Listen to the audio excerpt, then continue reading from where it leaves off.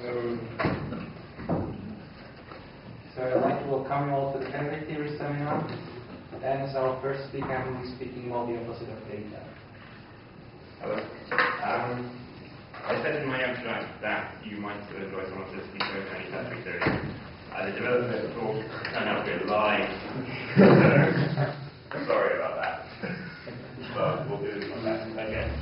So, I'm going to talk about representing data in a categorical sense, and also generally computing with data. But by data, I just mean like information stuff. The first thing,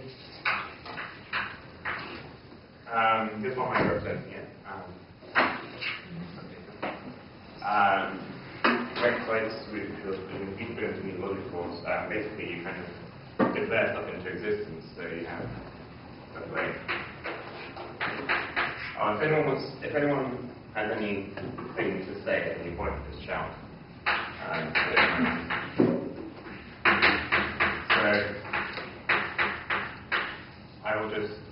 I can represent the natural numbers by just declaring that there is a thing called 0, which is a natural number, and there's a thing called x, which takes a natural number and gives a natural number, which is supposed to correspond to the successor.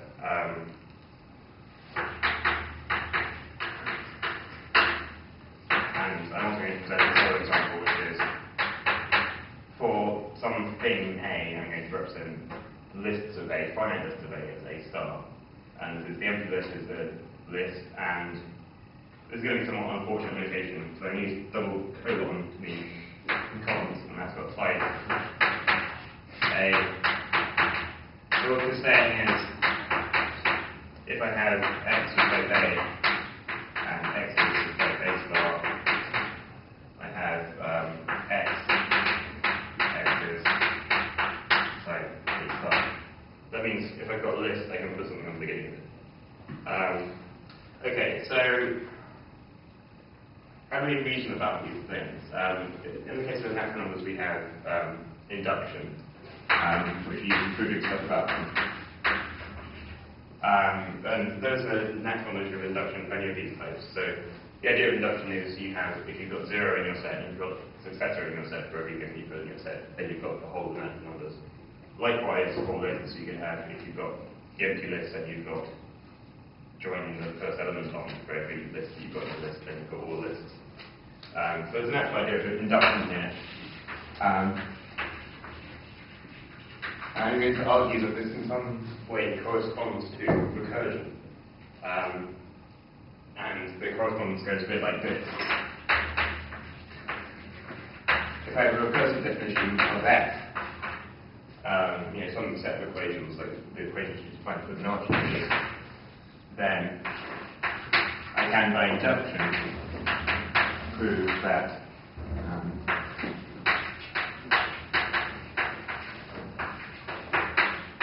f is a total function and it's actually defined as all natural numbers by taking this property and defining it in the usual way.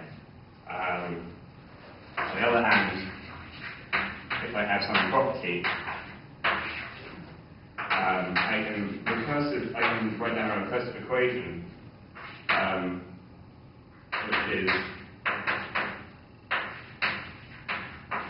which takes every natural number n to prove P(n). So if I have a base case for an inductive proof, and I have a kind of successor case, then that kind of gives me recursive equations for a function of this form. This sounds kind of exotic, but it needn't be that weird. I mean, for example, I could exhibit a recursive definition for the length function of these lists, and that would be a proof that these lists are all finite, because they all have finite length. So that's the correspondence between induction and recursion, and so there's also a correspondence between kind of when do these things make sense? Well,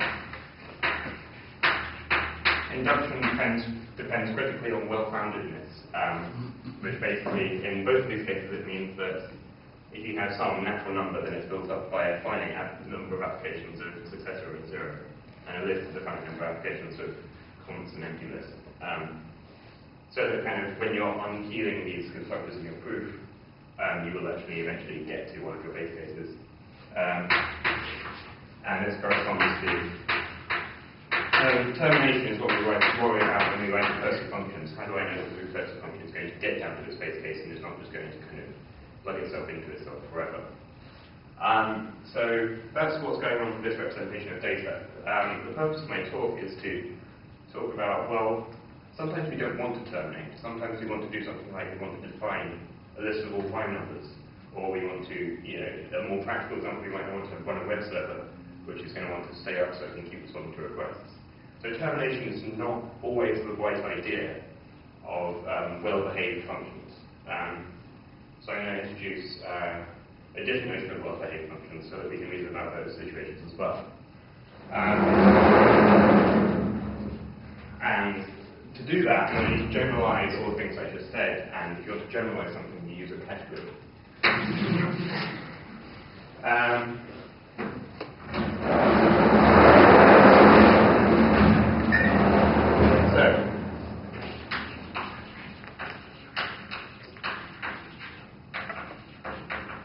How do we interpret all this stuff in a category? Well, let's take the natural numbers as an example. There's kind of a standard way of doing this already, which is a natural number object.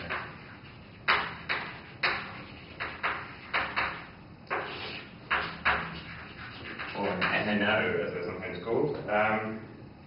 So we have an object n, we have morphisms 1 to n, and n to n. I mean, because here we have the elements of n and morphisms from n to n, but elements are basically morphisms from 1. So that's 0 and that's s, or it's O and s. And basically the idea is that if we have something like this, I mean, that's what you get already, but if I have something else down here, then the property of being a natural number object is basically that if I have a diagram like this, then I automatically get functions in here. There's a function which fits in here. With the idea being that f of 0 is z and f of successor is t of f. So you get kind of some kind of pre-specified element of a. Okay, so that's what's going on there.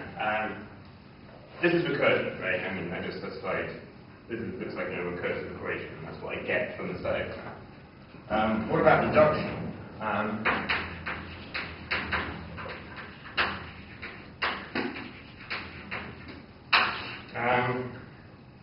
Well, so the idea of induction is if you have a subset closed on the 0 successor, that's the whole thing. So let's suppose you have a sub-object S, and we'll call the inclusion I, and this is such that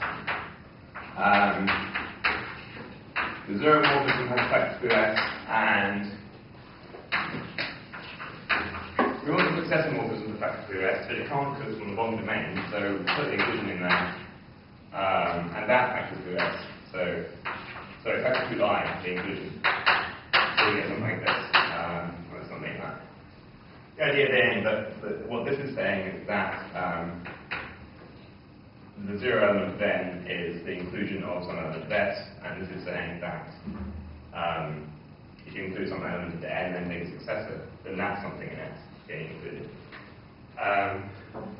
Right, so suppose that's the case. Then we write a nice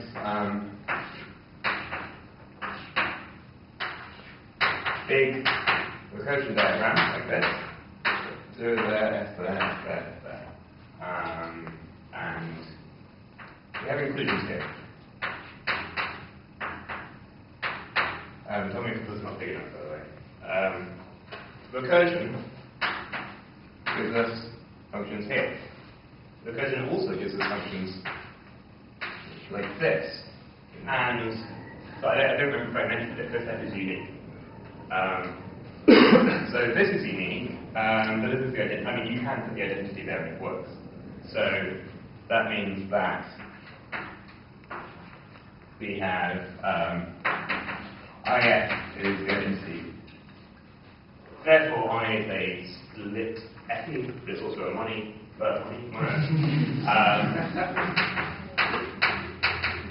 So S is actually isomorphic to n. Okay, so that's what's going on with natural number objects. We have this natural idea of recursion. And that kind of gives us induction for free, which is part of our cue that this is actually a nice definition to be using for natural number objects. Just to illustrate those ideas, I'm going to go on to, I won't call it general recursion. I mean, when you're doing primitive recursion in computer listening logic and kind of generally, what you tend to have is something like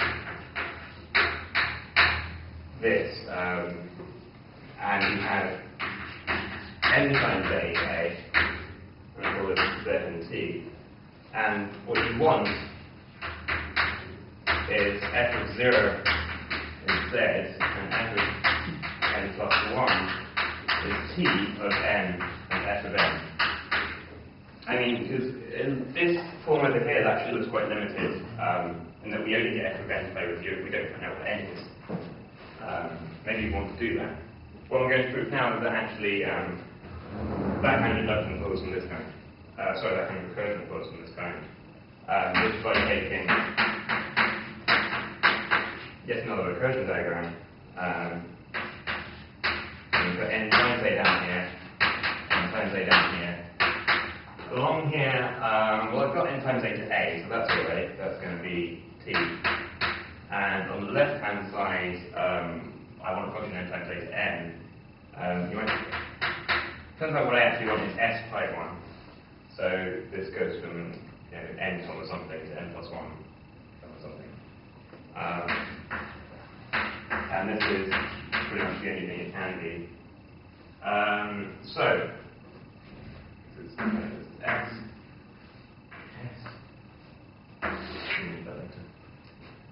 I now get a function here.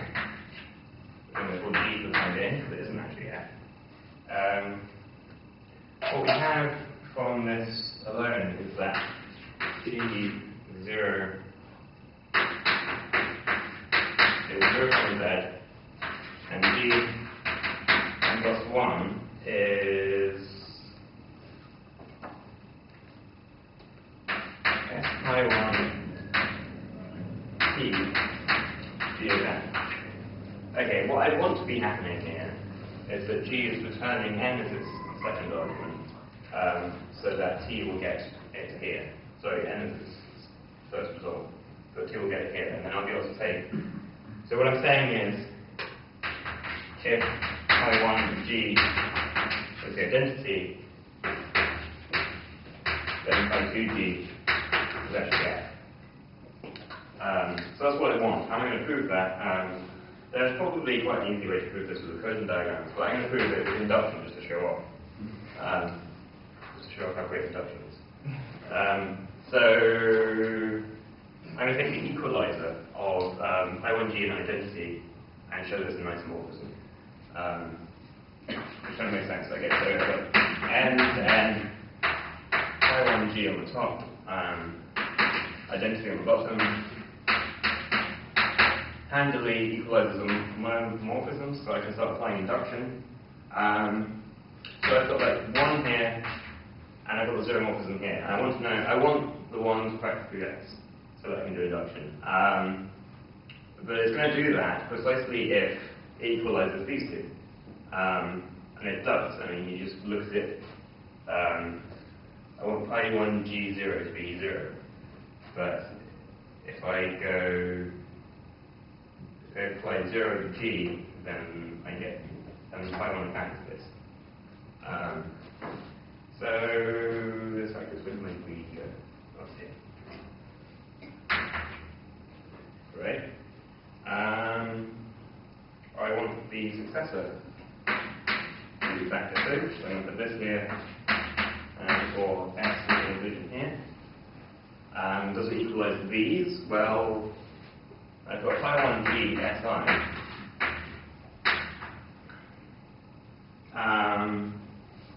Let's look at this. Pi 1gs is s pi 1g. So it's chasing that round.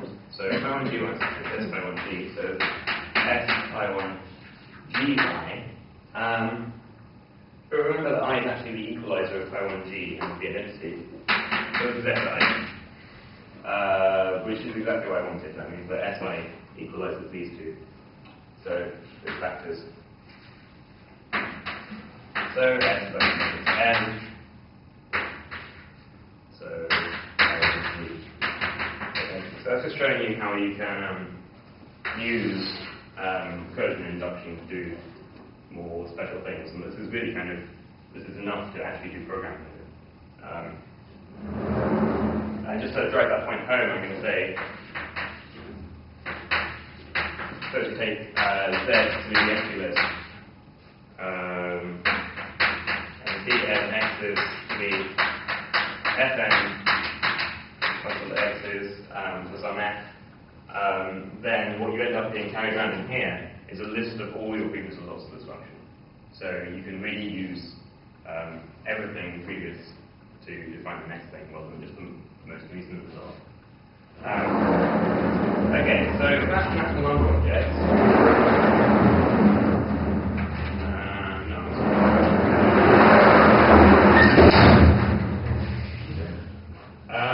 What's really going on here? Well, we've got a morphism 1 to n, and we've got a morphism n to n.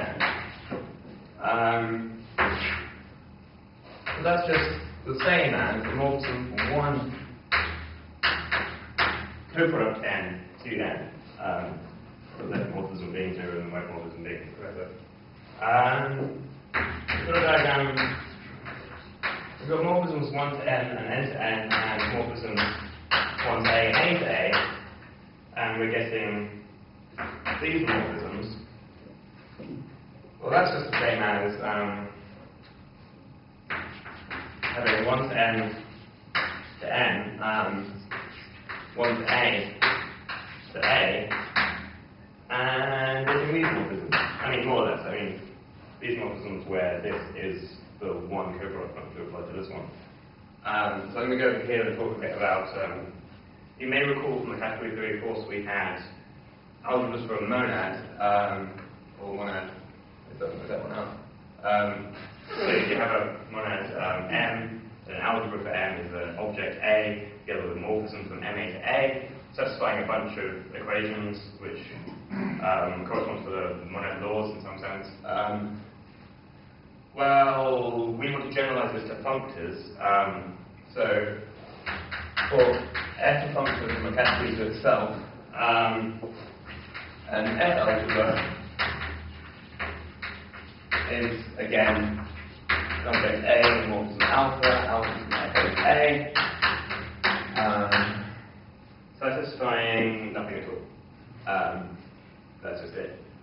So this is an algebra for a one coproduct functor, and this is an algebra for so they're both algebras. Like for monads, an F algebra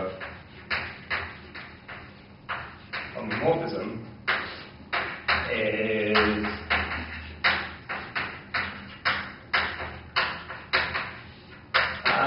pretty much what you'd think it was.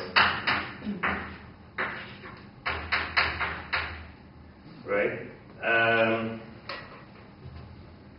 So this commutes, and it's F such that this commutes.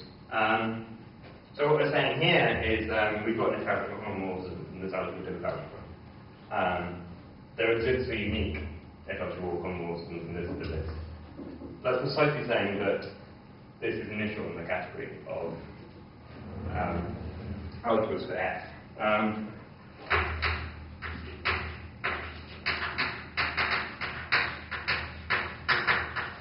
I don't know if there's a standard notation for the category of algebras.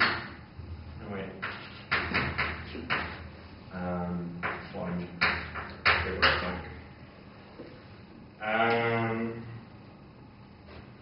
Likewise, A star is initial in algebras for one coproduct A times. Once you've had this realization, the induction which I spent all this effort proving over here is completely immediate, because initial objects never have any proper subordinates.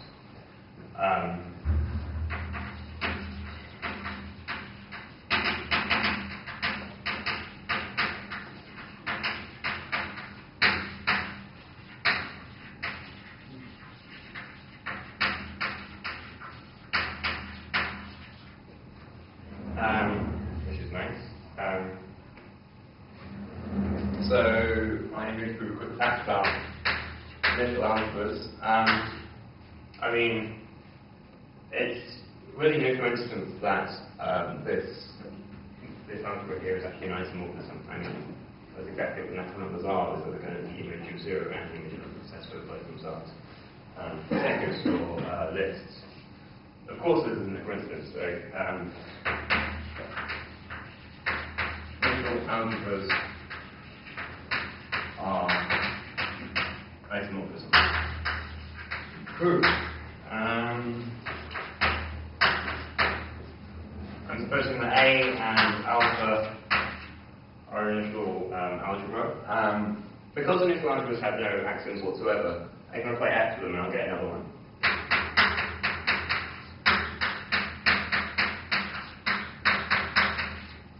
And moreover, there's kind of an uninteresting algebra homomorphism here from F alpha from FFA to, well, I guess FA to A. This diagram can be straight. So, because this is initial, I get a morphism here, and I get a morphism here, just like before. Let's say F is this. So just like before, this is the identity. So we have that F followed by alpha. This is the identity on A.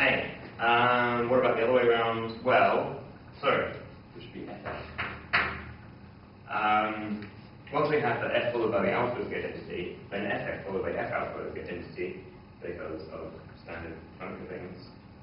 Which means that this way around is the identity, which means that this way around is the identity, which means that.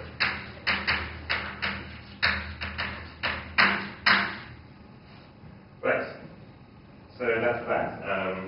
That's showing what web types are in a categorical context, and that they are isomorphic to these functions they correspond to. So, I mean, in general, if you have a bunch of constructors and a bunch of constructors of various arity taking various arguments, it's clear what algebra you need to take. You need to take kind of the coproduct over all your constructors of the arguments of that constructor of the big product. And that morphism is all your constructors, basically. Okay. So that's the categorical interpretation of this. To return to my original mission to generalize this stuff and to work out what I can check and which is useful, let's turn around all the arrows. So now we're talking about terminal co-algebras instead of initial algebras. And so we're asking, kind of, what does that mean? What does that get us? Oh, sorry. I just did that. Right, I'll go back to it. I mean, I told you all these nice things about initial algebras, but this isn't actually any good if you can't find any. When do initial algebras exist? Yeah, that makes more sense. So when can we find initial algebras? Well, we're kind of already familiar with web types and how they can work in sets. So you can define n as the intersection of all x such that 0 union s applied to x union to x. Okay, what's going on here? I'm saying S is the smallest set such that 0 is in X and this is this. So if you don't know this notation, this is SX. So I'm saying whenever something is in X, then the successor is in X. The smallest set flows under 0 and successor. That's what I'm saying there. This depends on infinity. If I don't have the axiom of infinity, then this is an empty intersection, and some people don't like those. So this requires infinity. In a categorical context, in a topos theoretical context, our analogy analogous to the axiom of infinity is the existence of natural number objects. So it shouldn't be that surprising that this is going to be a bit of a bastardization of the actual statement, because I don't really it's stuff about algebraic theories and I don't quite understand how those work yet. Yes. It's something like for arbitrary finitely presented algebraic theories, which I'm pretty sure includes all the things that we've been talking about so far, like natural numbers, lists, and probably you get a finite collection of constructors with a finality that they probably That's exactly what it is. What? That's exactly what it is. Okay. Lots of initial algebras, which is nice. And also there's something about if an algebraic theory has a first rank or boss, then it also has an initial algebra. I don't understand either of those results. But fast, nice. The requirement that A is isomorphic to its initial algebra, its initial algebra is an isomorphism, means that, for example, a power set functor cannot have an initial algebra in the set. I am told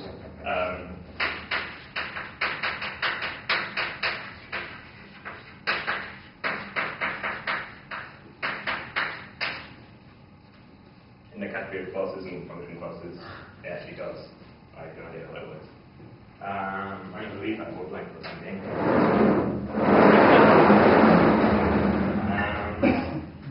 Okay, now I get to reverse all the errors. I'm talking about terminal algebras, and we want to know what that means. Basically,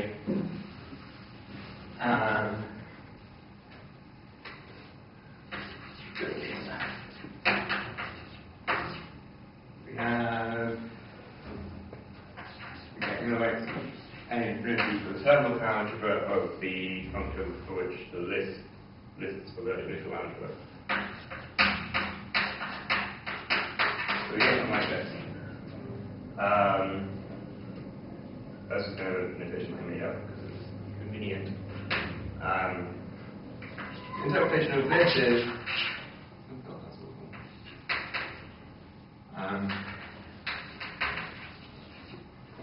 a list is either empty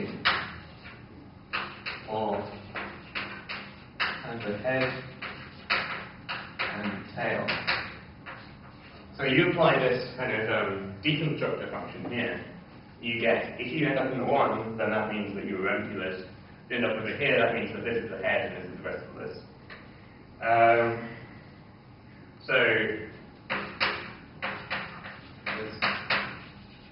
I'm not going to call them co-constructors, but basically, I don't know if there's a standard terminology. I like to think of these as kind of inspectors. So you have some data, some value of the data type, and you have a morphism which gives you some information about it. Okay, so instead of, this is a good example, but it's also kind of fiddly to deal with, so I'm going to not use that. I'm going to use a slightly simpler example of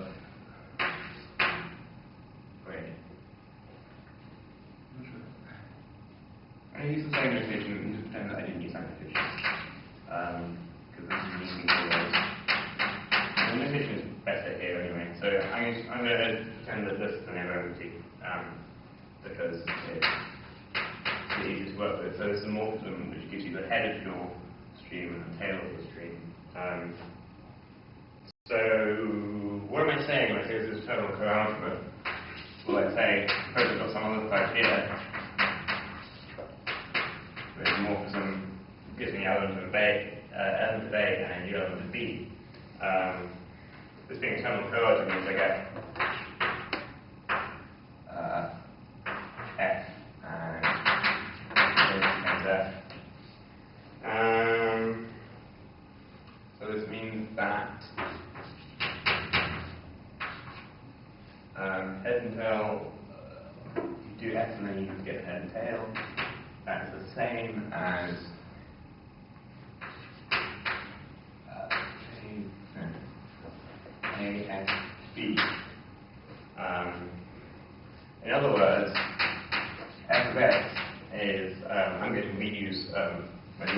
from before, just making new notation for everything is difficult. That's what I'm getting out of this. I'm getting f of x, such f of x is head is a of x and tail is f of b of x. That's a nice recursive definition. But what about this? This is kind of unsettling because it doesn't need to be smaller than x does. I mean, in our recursion we had before with the natural numbers, all our argument was always getting strictly smaller, so we were sure that we would get something out at the end.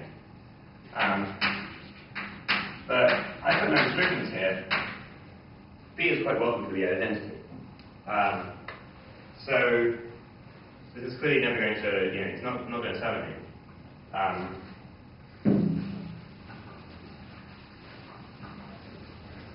Which is kind of promising, that's what we're looking for. But what is it doing that we like? The key is that the terminal algebra forces you to apply this constructor here, to apply this, well, I'm going to use the term constructor somewhat loosely, but you have to put a thing here before you call yourself recursively. So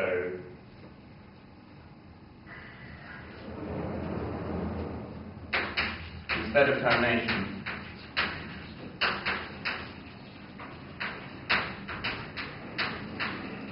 we worry about productivity. We want our recursions to be productive recursions rather than terminating recursions. And what that means is that we always produce a bit of our result before recursing. So we don't recurse on a small argument, but in a larger result.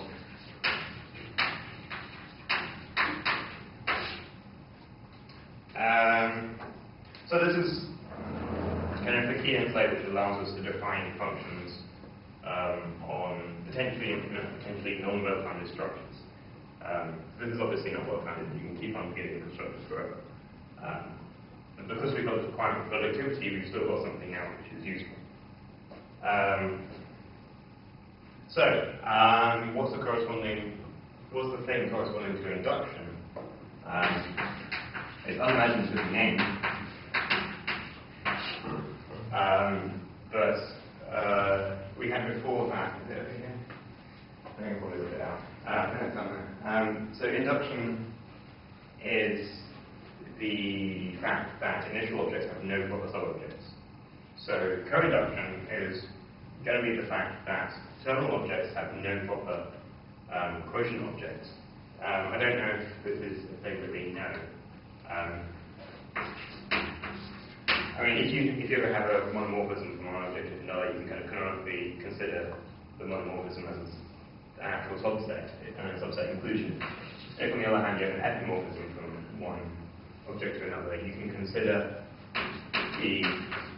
as a quotient conveyed by the equivalence relation x is equivalent to y if known as fx is y.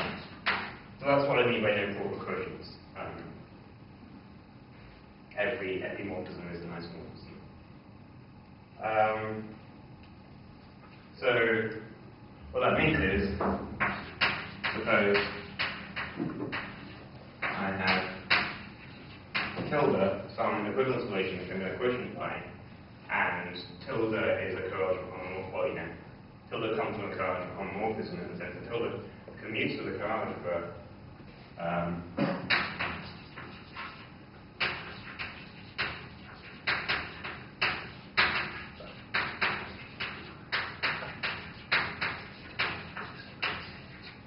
in the case of the streams that we were just talking about,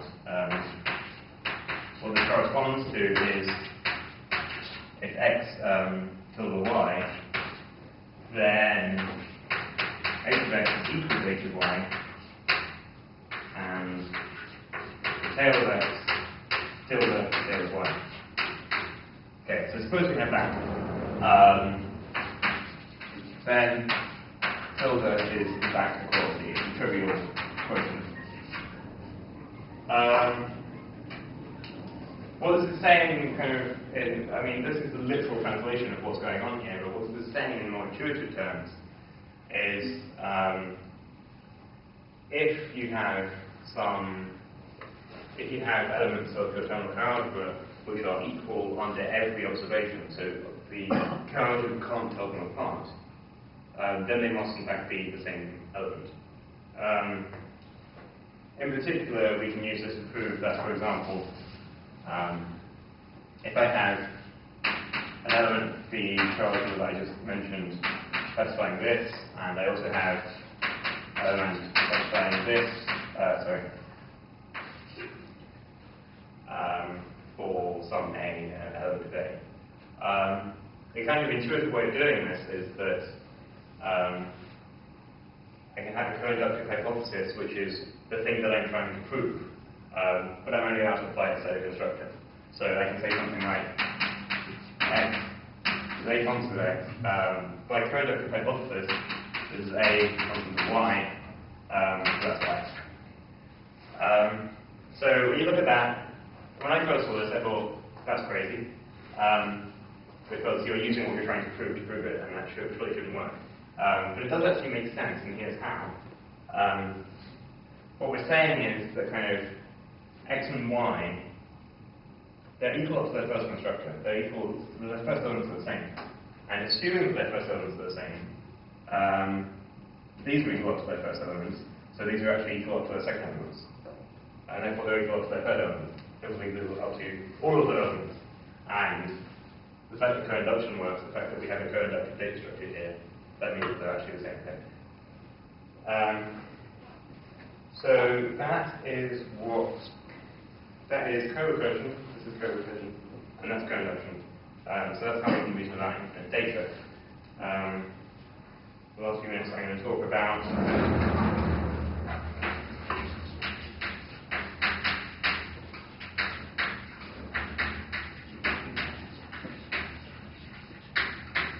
what about terminal coalgebras? When do they exist? So when we were doing this over here, we had a set theoretic construction, and this kind of, it's not that surprising that this works, because the axiom of foundation writes induction, writes epsilon induction fundamentally into ZF. It's a fundamental part of ZF. There's not, I'm a bit hazy on this part. So the rest of this talk is stuff I don't really know what I'm talking about. There doesn't seem to be any notion of co-well-foundedness, at least there's nothing that I'm aware of. And then there's no kind of fundamental place for coinduction in ZF in the same way that there's a fundamental place for induction. So this kind of construction doesn't quite work. But there's a great class of other things which do.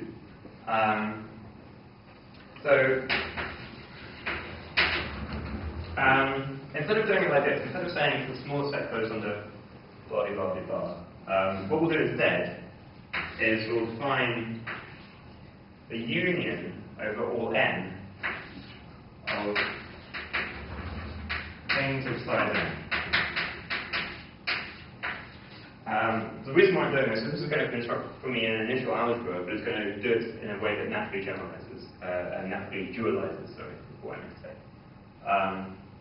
So what I'm saying is, kind of, if you want to build all natural numbers, well, take the union for set 0 and set 0, 1 and set 0, 1, 2.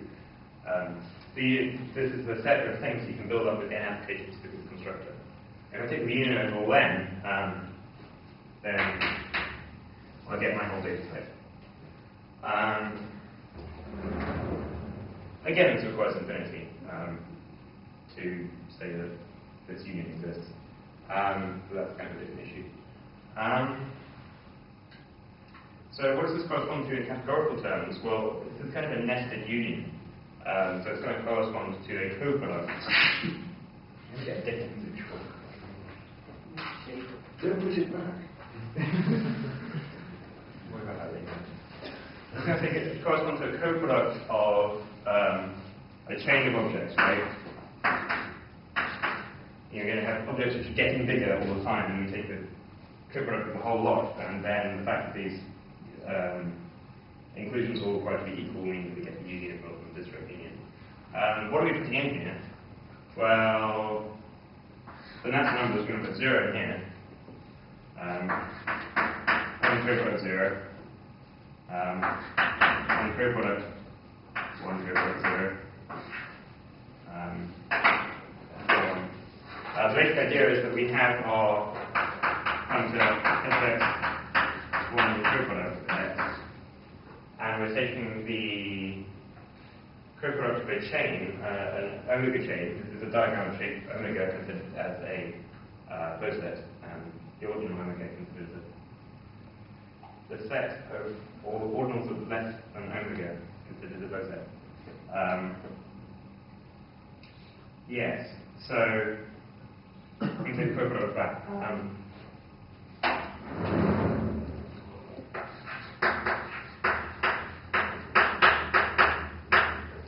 Wait, this is not equal to that.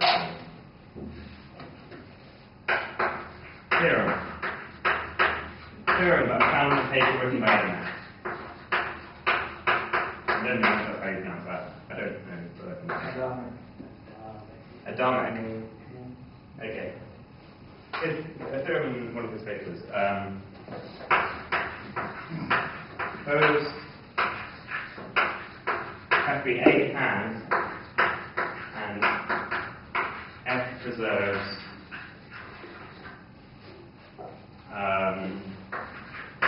omega coordinates. Then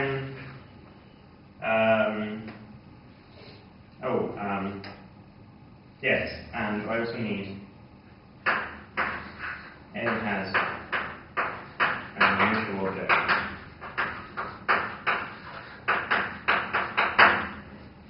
N has an initial object.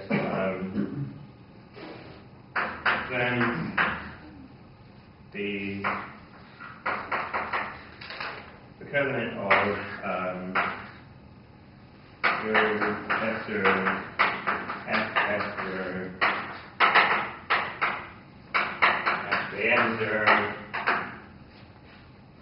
code the diagram shape omega, where this is the unique morphism, this is F the unique morphism, this is F the unique morphism, this is F the N the unique morphism.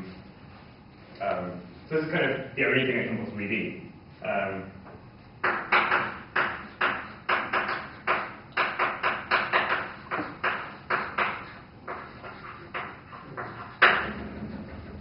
Then that's what we want.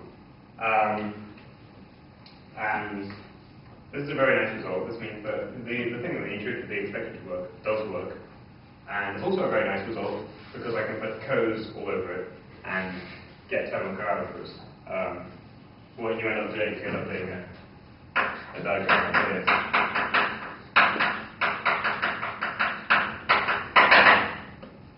If, for example, you get rid of the list functor, then you get kind of a product of lists of length 0 and lists of length 1 and lists of length 2. And all these morphisms give you equations that kind of, the initial segments are all the same thing, really. So you get possibly infinite lists if you do this with the list functor. I think that is just about everything. Oh, one more thing. This condition that F preserves omega coordinates. Two things to say about that. One, if F doesn't preserve omega coordinates, then try again with bigger coordinates. You can generalize this to other cardinals here, or other. It has to be cardinals if you put a successful ordinal in here, and you would get anything very interesting. So yes, you can generalize this to larger cardinals, that's one thing. But actually, often you don't need to. I mean, certainly all the functors we looked at in this thing, except for the power set functor, they all do this. And in fact, any so-called analytic functor, for fx is the co-product of n x with n go to n. So these are some objects indexed by natural numbers. This is a normal functor. I can also take the quotient by the action of the symmetric group and get that, which is called an analytic functor. Don't don't blame me for that. I didn't come up with that much. Anyway, I look at classes of functors, which includes anything we want to make with even countably many constructors. They all begin with a recursion, so they all have an initial algebra which is constructed in this way, and a terminal algebra which is constructed in code this way. That's it, that's everything. Well, that's all of my talk. So yeah, there will be questions, and if you want to ask me for more examples of stuff, I can do that. Thanks, Matt.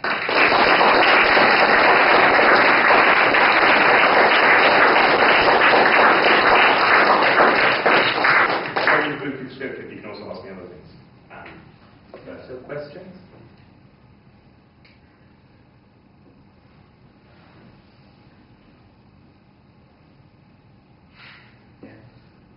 Can computers co-compute?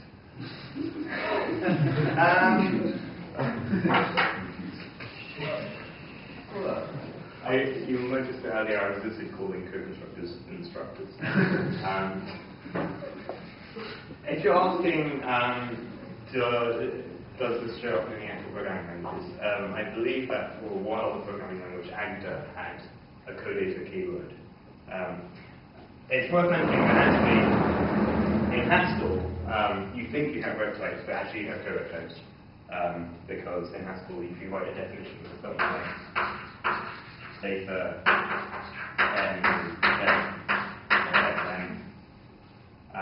you think you're getting the natural numbers, but you're not. You're actually getting co-natural numbers because you can, because Haskell has general recursion, you can write little n is s. Little n. This is a valid element of this type. That's infinity, roughly speaking. You can see this is, in this kind of thing, it's where your algebra always goes to the right. So yeah, so in Haskell, all data is actually coded,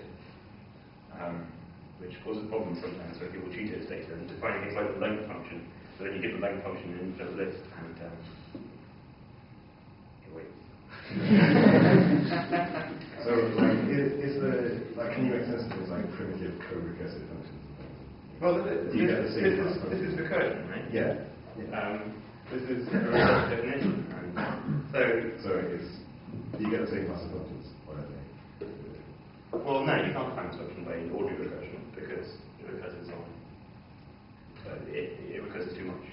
Well, I guess what's going on here is that there's codata types and there's data types. And on data types you do recursion, and on codata types you do co-recursion. And you can't really mix those. I mean, you can mix those, but only by using data types and codata types at the same time. So it's not a question of this is a different class of functions on the same stuff. This is a new class of stuff and a corresponding class of functions. Surely the thing you want to say now is lazy evaluation? Like, I could do another 45 minutes or non-strictness, but that would be difficult. Yeah, so the reason why Haskell is able to do things like this is because if you have a value in Haskell that represents this computation, then it won't try and just unfold the n forever. It'll just keep it like this, and then when you want to look at s and n and ask, is n 0, then you'll get no. Is n an successor, then you'll get yes. Or is it the successor of, well, n? And so your computations will proceed like that. So that's why Haskell is able to have codata types, and something like ML will have ordinary data types, because it can't. If you give it that, it turns it into an infinite loop. Anything else?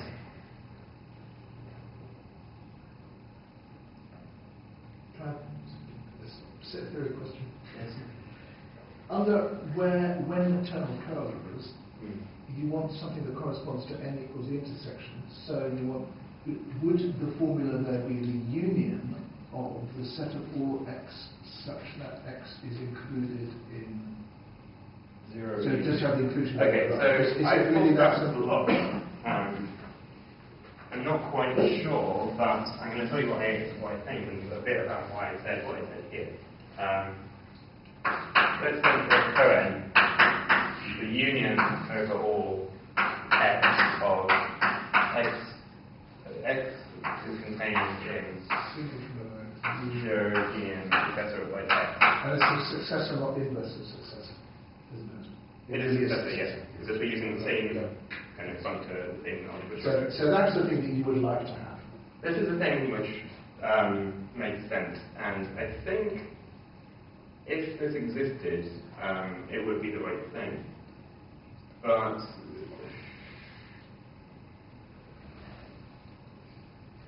And that was my question.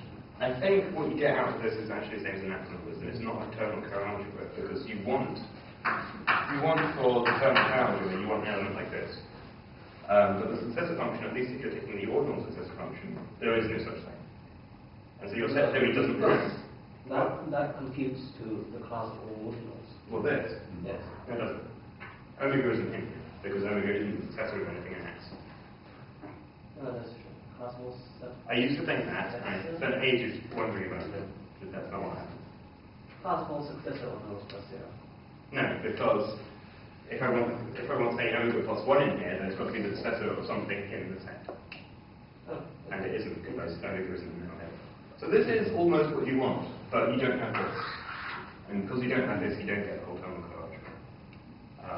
And that's what I was saying about how I think, I'm a bit hazy on this, and I'd appreciate input from anyone.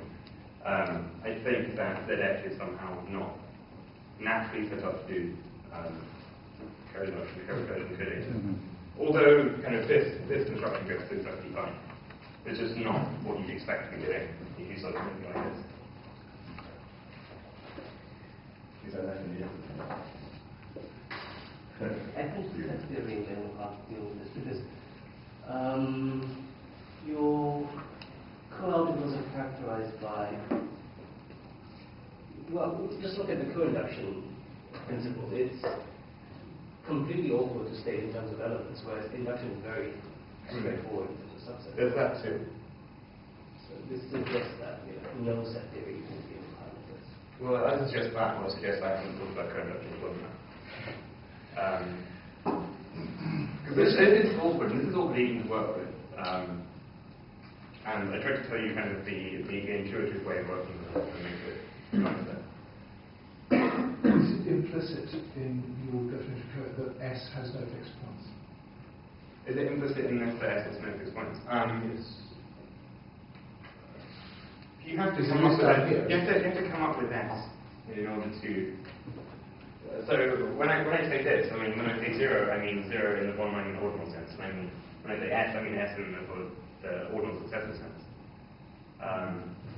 If you can come up with a different 0 and a different S such that this works, then I'm all I in. suppose that just means 0 is another 0 that we all knew and loved before we started doing set theory. Well, sure. In which case, what's S? So S is just the function on natural numbers. So in that case, well, if you want to make sense of this in set theory, you have to say what happens when you apply S to something which isn't a natural number. I guess the answer is nothing, in which case this is fine. This will probably give you natural numbers again. Or it might not actually, it might be something else. S is defined on cardinals. S is defined on cardinals. But you're letting yourself redefine S and so on. Just start by building some terminal algebra for this functor. Oh, you mean I could do this construction, get me a 0 and an S, and Right, then plug them exactly. in here. And then say, yeah, now this is my 0. And you have to say what S does elsewhere, right? But you just say, right, now S is going to be always sending everything else into this guy. And that forces everything to actually end up in there. That might indeed work. But yeah, it is not. Can I, whilst you're kind of raising set theoretically, is the anti-foundation axiom doing some sort of We say the anti-foundation axiom, there's been more than one. I only know one sort of. Oh, you mean the thing that is every graph is a set or something? Every set vector is a vector of a set. Yes, exactly. I don't think that has. I have no idea. I don't think that has any bearing on the matter at all. It does, actually. I think that's something. No, Well, I could it was deliberately formulated to do co-induction. Sorry? It was deliberately formulated to prove a co-recursion theorem. For this one. No, the Axel's anti-foundation axiom. It kind of makes sense, though, because I can draw a picture of this. I can draw a graph of what I'm expecting to get. And so all we In have is AFA, just you're going to get a unique thing which is the successor of itself in the sense of Yeah. your usual successor of it. For example, yeah. So if I draw this, Sorry. and then I get a set which is that, Yeah. then I come up with this one code. Is that what we're saying? What's this a picture of? I drew a graph which corresponds to like the arrows of successor, and then I've drawn the codata from numbers. Yes. According to my anti-foundation argument, this is a set. It's the set that I want. So wait. Okay. Why did you start by drawing a graph rather than nominating a zero object and a successive function? Because I've got an axiom which turns graphs into sets, and I wanted to set, so I started with the graph. Oh, I see. Yeah. Wait. Yes, this is, yes, sorry, yes. Now I understand. Yes, this is exactly the set you want. Yes. Okay. Right, except that, well, your arrows should be forming the successors of the sets rather than the singletons. Yeah. Yeah, you actually need more arrows in the graph. Yeah, you need more arrows because Okay. that's supposed to be the successor. But, yeah, replace each of these arrows by a picture of the successor function. I'll think more on that later. So we have to move on. So if you have any other questions, then you can ask the tutor. So thanks, and again.